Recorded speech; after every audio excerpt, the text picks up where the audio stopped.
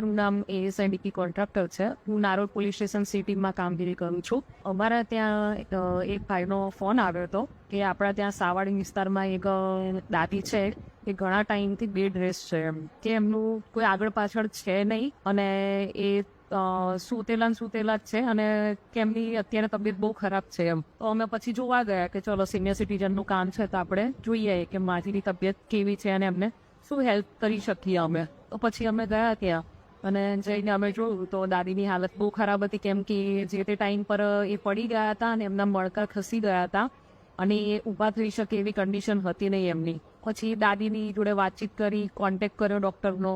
આગળ એમને થોડી દવાઓ કરાવડાવી તો અમે પછી એ ડૉક્ટરનો કોન્ટેક્ટ કર્યો એટલે ડૉક્ટરે કહ્યું કે આપણે ઓપરેશન તો કરી શકીએ છીએ પણ આમાં થોડી ક્વેરી આવી શકે છે કે કંઈની થઈ શકે છે દાદીને, તો એની જવાબદારી કોણ લેશે એમ. પછી જે તે ટાઈમ પર અમે જવાબદારી લીધી કે જે બી થાય તો અમે છીએ એના માટે, અને અમુક જે ડોક્યુમેન્ટ્સ બનાવવાના હતા જે તે ટાઈમના એ ડોક્યુમેન્ટ્સ બનાવડાયા અને પછી દાદીનું ઓપરેશન કરાવડાવ્યું અમે. દાદીનું ઓપરેશન સક્સેસફુલ ગયું અને ઓપરેશન કર્યા પછી દાદી 2-3 મહિના સુધી ઘરે બેડ રેસ્ટ જ રહ્યા. એમની સાર સંભાળ માટે આપણે એક બેનને રાખ્યા હતા જે એમના ઘરે જ રહે અને એમની આજુબાજુમાં જ રહે અને એમની સાર સંભાળ રાખે. અને પછી થોડા ટાઈમ પછી હું જ્યારે એમને મળી હતી ત્યારે મેં એમને એક પ્રોમિસ માંગ્યું હતું કે જ્યારે તમે સાજા થઈ જશો પછી હું તમને વૃદ્ધાશ્રમમાં મૂકવા આવીશ, કેમ કે તમારી આગળ પાછળ કોઈ છે નહીં. અને અમે બી એઝ અ પોલીસ ઓફિસર તરીકે, સી ટીમ તરીકે અમે એટલું બધું તમારી ઉપર ધ્યાન ના આપી શકીએ જેટલું તમારી જોડે રહીને વૃદ્ધાશ્રમમાં આજુબાજુમાં તમારી જોડે ત્યાં માણસો અને તમારી જોડેનું વાતાવરણ તમે જેમાં રહી શકો એમ. એટલે પછી દાદી એ વખતે એગ્રી થઈ ગયા હતા કે ચલો હું સારી થઈ જઈશ તો હું વૃદ્ધાશ્રમમાં જઈશ એમ. એટલે હમણાં 2 મહિનાથી દાદી વૃદ્ધાશ્રમમાં એમને મોકલી આપેલા છે દાદીને, અને અત્યારે આ રીતે અમે મળતા હોઈએ છીએ એમને. અને અત્યારે દાદીની તબિયત બહુ સારી છે અને અત્યારે વૃદ્ધાશ્રમમાં એમને બહુ કેવું કે સારું છે, હવે ફેમિલિયર વાળું વાતાવરણ થઈ ગયું છે અહીંયા અને એમને મજા આવી રહી છે.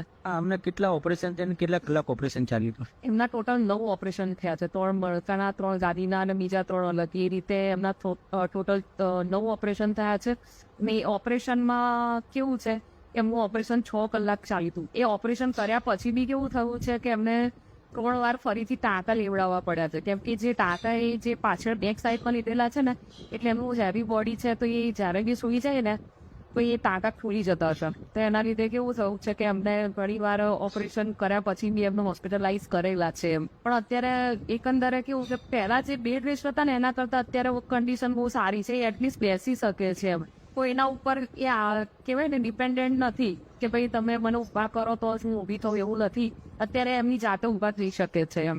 નારોલ પોલીસ સિટીમાં એમને મદદમાં એવું છે કે પહેલા તો એવું હતું કે એમની આગળ પાછળ કોઈ હતું નહીં, એટલે કેવું કે કોઈ સાથ પકડનારું નહોતું કે ભાઈ કોઈ હેલ્પ કરવા માટે પૈસાની એવી તો હેલ્પ એમની રીતે બી થઈ છે. એમની જોડે પૈસા હતા ને આપણે હેલ્પ કરી છે, પણ કેવું છે કે એમને એક સપોર્ટ જોઈતો હતો કે મારી જોડે કોઈ હોય અને મારી જોડે કોઈ બેસી રહે તો કેવું કે ડૉક્ટર સારી રીતે કામ કરી શકે એમ, કે એમનું જે ટ્રીટમેન્ટ કરવાની છે સારી રીતે થઈ શકે.